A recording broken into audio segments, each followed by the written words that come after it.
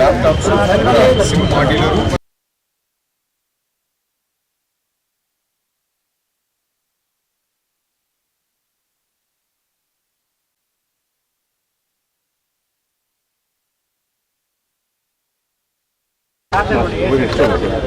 ఆడ కూడా ఒక నిలబడను ఇష్టే కదా అడగండి.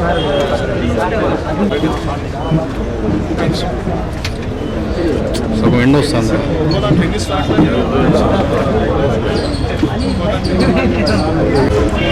ఓకే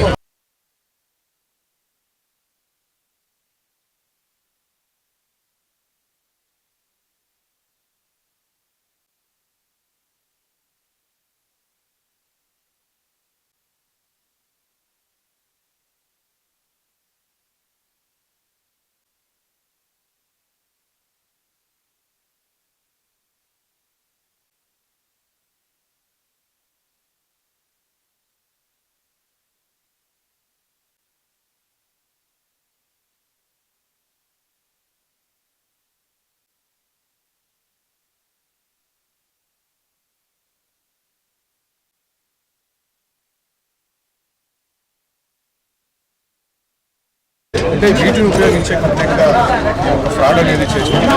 అయితే ఇది ఒక తిరుపతికి సంబంధించినటువంటి 60 సంవత్సరాల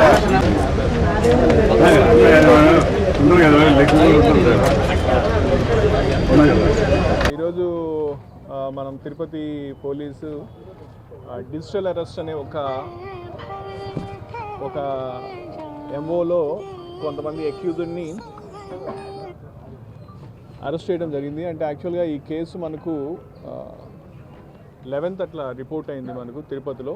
దాంట్లో ఏంటంటే ఒక కంప్లైనెంట్ ఎవరైతే ఉన్నారో ఆవిడికి మీరు మనీ లాండరింగ్ ఒక 200 crores మనీ లాండరింగ్ కేసులో మీ అకౌంట్స్ కూడా ఇన్వాల్వ్ అయినాయి కాబట్టి మిమ్మల్ని మేము అరెస్ట్ చేయాల్సి వస్తే అని చెప్పి ఆమెకి వాట్సాప్ కాల్ రావడం, సబ్సిక్వెంట్గా ఆవిడ నుంచి ఒక 10 days స్పాన్లో ఆవిడికి సంబంధించిన ఒక 7 డెబిట్ అకౌంట్స్ నుంచి ఒక 12 అకౌంట్స్కి దాదాపు 2.5 crores ఆవిడ నుంచి వాళ్ళు తీసుకోవడం జరిగింది.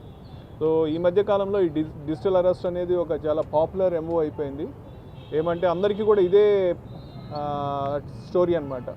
మీది పలానా మనీ లాండరింగ్ కేసులో మీ నేమ్స్ ఉన్నాయో, లేకపోతే మీ నేమ్ మీద పార్సిల్ వచ్చింది, దాంట్లో డ్రగ్స్ ఉన్నాయి, ఫేక్ పాస్పోర్ట్స్ ఉన్నాయి అని చెప్పి మేము ముంబై సైబర్ క్రైమ్లో మీ మీద కేసు రిజిస్టర్ అయింది అని చెప్పి ముంబై క్రైమ్ టీం మాట్లాడినట్టు, తర్వాత సిబిఐ మాట్లాడినట్టు, తర్వాత ఆర్బీఐ మాట్లాడినట్లు ఇట్లా ఒక విక్టిమ్ని వాళ్ళు చూస్ చేసుకొని వాళ్ళని ఎక్కడ బయటికి పోనీయకుండా మిమ్మల్ని డిజిటల్గా అరెస్ట్ చేస్తామని చెప్పి వాళ్ళని ఒక ఫియర్లోకి నెట్టేసి వాళ్ళ దగ్గర బాగా హ్యూజ్ అమౌంట్స్లో అమౌంట్ అంతా కూడా తీసుకోవడం జరుగుతూ ఉంది. చాలా పాపులర్ ఎంఓ అయింది.